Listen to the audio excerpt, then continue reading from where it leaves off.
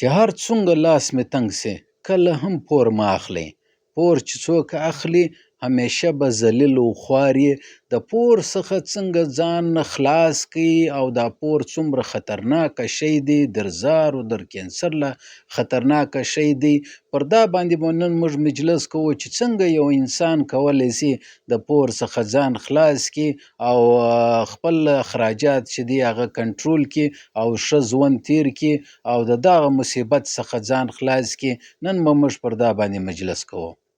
بسم الله الرحمن الرحیم. السلام علیکم. زه یم نقیب الله کلزی. هر ماخستن موږ دلته موټیویشنل ویډیو کې خپل مجلس کو او د پښتون قوم سره مجلس کو، د تاسو سره مجلس کو، ستاسو د بچیانو، ستاسو د خاندان سره، ستاسو د یارانو، دوستانو، چاپیریال او د ټولو ټولنې سره موږ مجلس کو. نو نن به موږ پر دا باندې مجلس کو چې دا پور چې څوک اخلي دا څومره نقصان دی شی دی. که تاسو دغه چرتونه اوس وایي چې یاره زما دا شیان پکار دي، د دې دپاره ضروري دی چې زه پور واخلم، نو دا ویډیو ستاسو دپاره ده چې یاره دا پور اخیستنګ دا څومره یو غلطه فیصله ده او ولې کیدی سي چې دا ستاسو د ضلالت سبب جوړ سي. نو پر دا باندې به مجلس کوو. خو د هغه څه مخکې دا زما یوټیوب چینل چې دی دا سبسکرایب کړئ او د ګانټۍ بټن چې دی هغه دباو کړئ. نو دا ویډیو ستاسو دپاره ده، دا چینل ستاسو دپاره دی، د پښتنو دپاره دی، د موټیویشنل ویډیو دپاره دی، د ځوانانو د ټولنې دپاره دی. نو د نقیب کلزی دغه یوټیوب چینل چې دی تاسو سبسکرایب کړئ او دا لینک یې په واتساپ کې که ستاسو خوښه وي دا شیر هم کړئ. دوستانو دا پور نه دی، چا چې پور اخیستی دی همیشه به ذلیله سوی. دا پور عارضي طور تاسو ته دا ښکاره کیږي چې یاره زما د مسلو حل هغه دی، ما وموندی او زما مسلې ټولې په حل سولې، لیکن چې مخ ته ورته وګورې دا د ضلالت سبب ګرځي. زه به خپله یو واقعه هم در سره شریک کړم.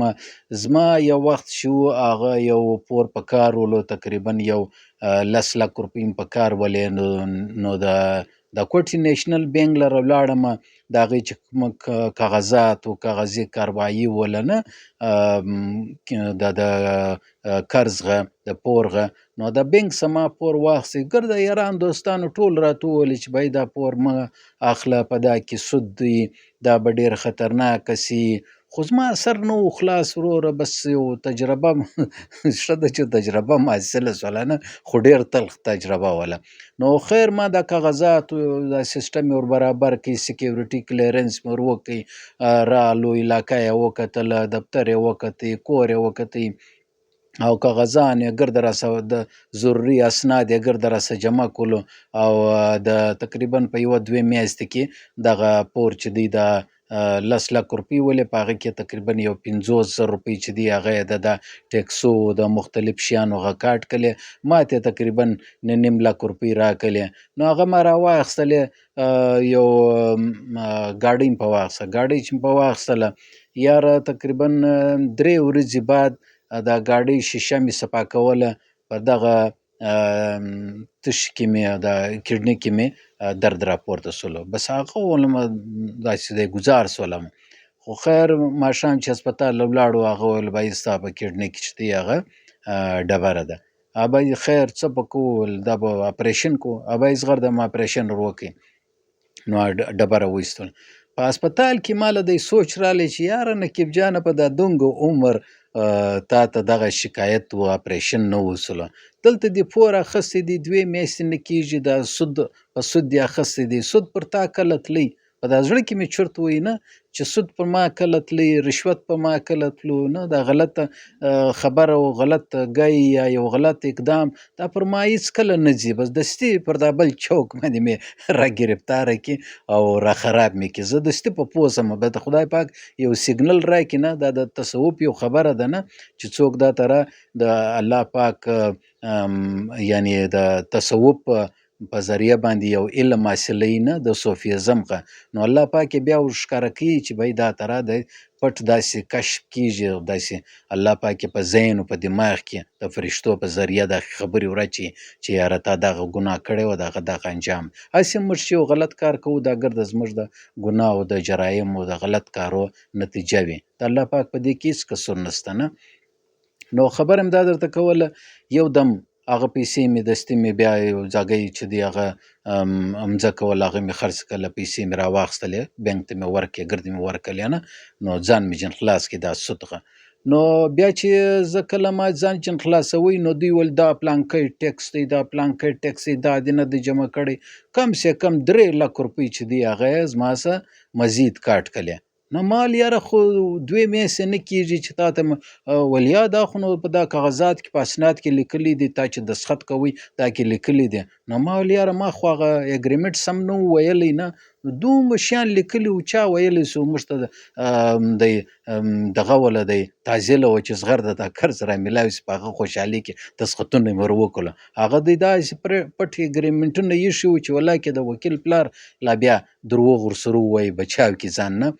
نو خبره مې دا درته کوله چې دوستانو دا قرض چې دی. بیا یو بله واقعه درته کومه، زما یو دوست ولو، ما هغه ته وویلو بهی ته یو قرض راکړه، یو څو زره روپۍ ولې نه.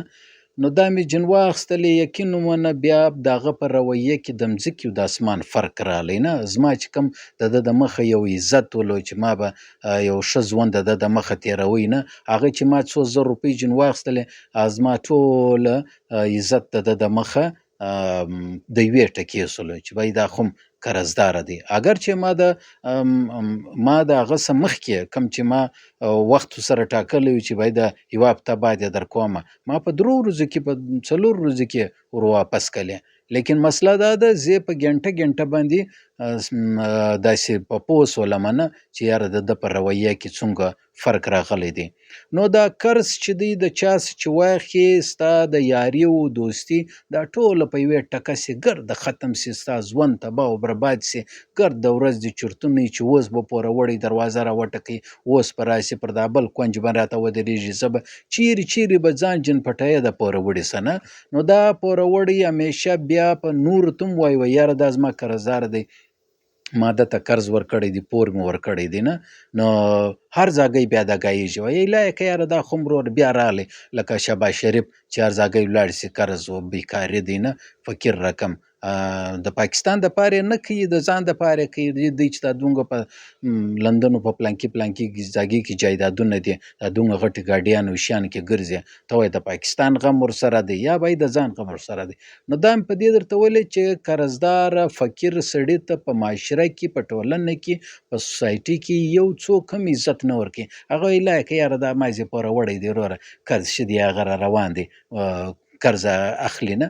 دا قرض چې د چا څه واخلې دا دی لکه کپس چې په ننوځې بیا لاره نسته، بس بیا دروازه در باندې بنده سوله، ګرده عمر به بیا ته یې قرض دی لګیا به یې او د خلکو څه به پورونه ټولوې، پورونه به اخلې، یو به د شیدو والا به هلته درپسې، د ډوډۍ والا به د غوښې والا او سبزي والا به هلته، کرایهدار به هلته درسره، بجلي والا به هلته درسره، هر ځاګۍ ته به د هغې څه قرض واخلې هغه ته به یې ورکوې، د هغه څه به یې واخلې ده ته به یې ورکوې.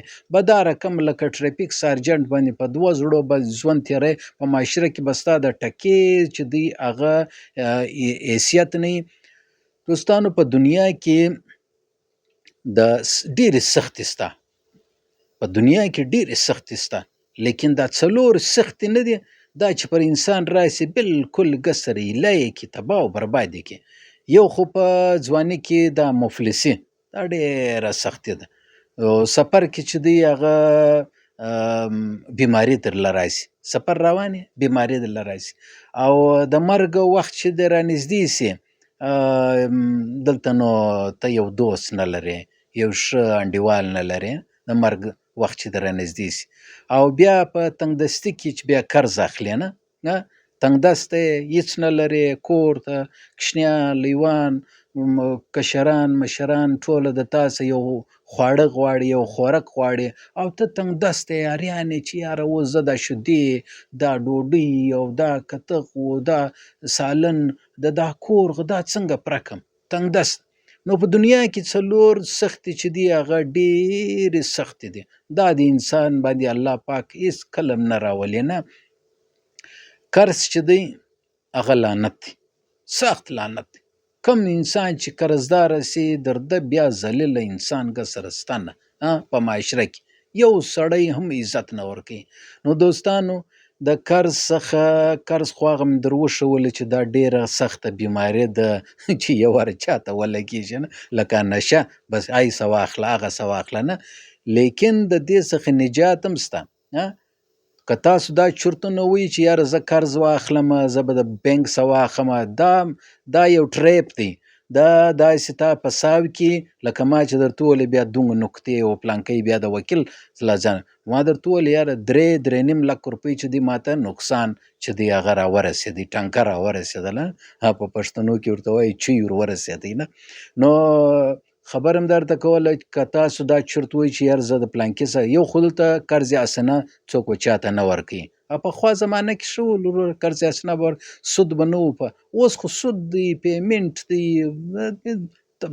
بلا بتر سره ګرد سره میکس دی به خدای که حلال و حرام ګسر کې ښکاره کېږي له ولکه نو دا یو خواست درته کومه دوستانو که تاسو چرت وایي چې یاره زه قرض واخلمه مې اخلئ خپل اخراجات را کم کړي چې یاره پلانکی شی زه اخلم مې اخله یو 2-3 میاشتې ورته ودرېږه انتظار ورته وکړه هېڅ دغه نه دی تازیله نه ده نه هېڅ تازیله نه ده انتظار ورته وکړه چې وروره مې اخله دا پیسې جمع کوه کمیټۍ واچوه یا یې د ځان سره جمع کوه یا کور ته یو ماینه و مور ته یې ورکړه چې دا پیسې را جمع کوه یا یو ښه رشته دار ته یې ورکړه چې بای ما سره دومره پیسې منتلي چې دی هغه د میاشتې دومره زه بچت کوم دا دی نه یې راسه ګارې سي تر دې ښه دی چې یو مشر ته یې ورکړې یو چا ته یې فرقی یو د کشنیان پر چم کنجي واچي نه کنجي څه مطلب یو بجټ یو ځای ته محفوظ ساتي سید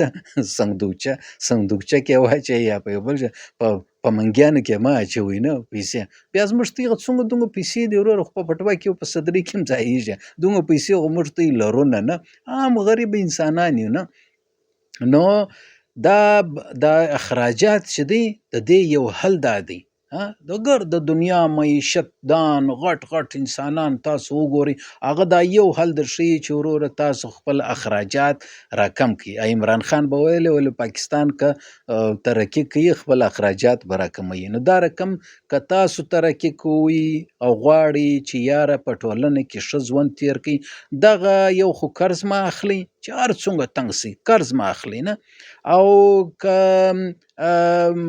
یو شی اخلئ وی ځنډوئ څو میاشتې بعد یې واخلئ دا یو شی زه اخلمه مې اخله اوس بعد کې واخله نه یو خو دا زموږ دا ځوان طبقه چې دغه په دا موبایلو دا شیانو باید اخته سوې ده دا موبایل واخلم هغه موبایل واخلم هغه موبایل واخلم په دا کې قرضداره سي بیا هغوی یو بلک میلینګ ورسره کوي بیا داسې یو غلطه لاره باندې واچي او ژوند یو تباه او برباد کړي چشتئ قرض یې واخیستی نه نو که تاسو خپل اخراجات را کنټرول کړئ پیسه لږ بچت وکړئ کفایت شاري دا نه دی دا فضول خرچي د یا شی م واخله هغه ډوډۍ م وکړه هوټلینګ وکړه سامان واخله کالي واخله ګډیانې واخله شیان واخله نه دا فضول خرچي چې دی دا حدیث شریف دی فضول خرچه انسان چې دی هغه د شیطان ورور دی د شیطان ملګری دی نو د شیطان ملګری دی خدای موږ ته نه کړي نه ولې فضول خرچه کوي هر ځای ای شی م واخله نه هغه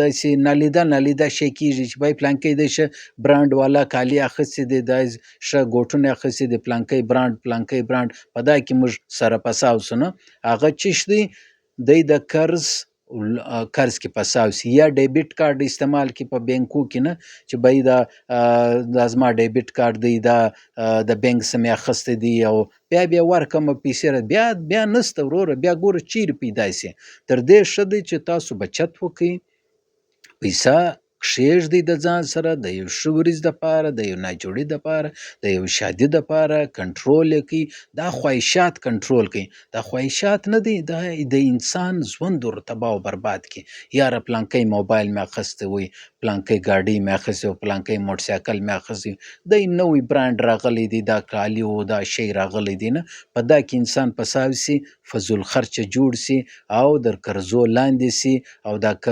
قرضونه چې دي دا داسې دی لکه یو اتکړي چې تا ته در ولګوله نه بس مې پساو سولې بس بیا هغه تا ته چې چا قرض درکړی نه د هغه سره سمه خبره کوی سې، نه سم مجلس سره کوی سې، نه ښه خندا ورسره کولی سې، د هغوی د مخه ستا عزت چې دی لاندې رایله سي او تباه او برباد سي. نو کفایت، بچت او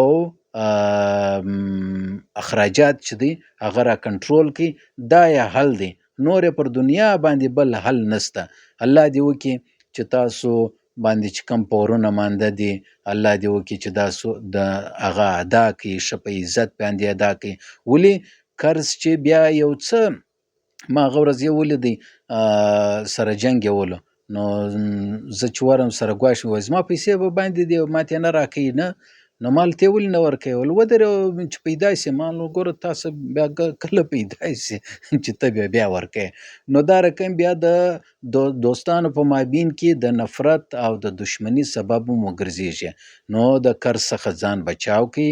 دا یو عالمي سامراج چې کوم نوي شیان خرڅوي او دوی ته ډیبټ کارت درکوي او ستی اشتیا در پورته کوي، ستی خواهشات در پورته کوي. دا خواهشات لږ را کنټرول کوي، کفایت وکړي، صبر وکړي او دا شیان چې دي دا به دلې په دنیا کې پاتې او تی چې دی هغه به په قبرو کې پاتې روان یاست او موږ تاسو به قبرو لره ځو. دا شیان به ټوله د ګاډیانې، د موبایلونو، دا ټوله شیان دلې پراته وي، د هغه د دنیا حصه ده چې دنیا نه ختم سوی، موږ ته به جنځو او خالي لاس به جنځو. نو څه ضرورت دی د دومره سامانو د دومره شیانو چې د موږ ته سره راسره دي. ساده ژوند تیر کړئ، خوشحاله به یاست او هیڅوک به هم و تاسو ته په بېعزتي باندې نه ګوري. خودداره ژوند تیر کړئ. د چا څه قرض اخیستن دی لکه فقر چې ټولوي. الله دې موږ ته جن وساتي. انشاءالله سبا و بیا ستاسو په چوپړ کې حاضرېږو. حاضردم نقیبي کلزي ته ورکړئ اجازت. خو د هغه څه مخکې تاسو دغه زما یوټیوب چینل چې دی هغه سبسکرایب کړئ او نور ته هم شیر کړئ چې در نور هم ښه خبر ور ورسېږي. سبا بیا ستاسو په چوپړ کې حاضرېږو. دا موټیویشنل ویډیو به هر ماخستن تاسو اورئ او دا زما په پلی لیست کې دا نور ویډیو هم وګورئ. ستاسو به ډېره مننه. تشکر. نقیبي کلزي ته ورکړئ اجازت. د الله په امان. اسلامي انقلاب زنده باد.